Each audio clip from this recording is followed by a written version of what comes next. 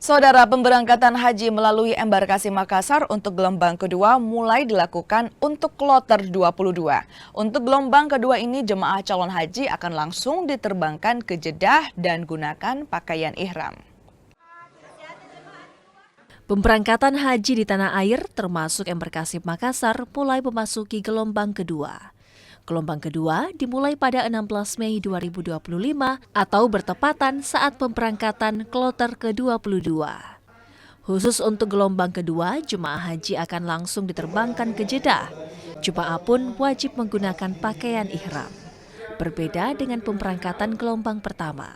Di kloter 22 baru itu masuk gelombang kedua itu langsung ke Jeddah dan itu jamaah sudah disyaratkan untuk memakai pakaian ihram pada saat dilepas di embarkasi Makassar. Untuk tahun ini, total jemaah haji Indonesia mencapai 204.000 lebih.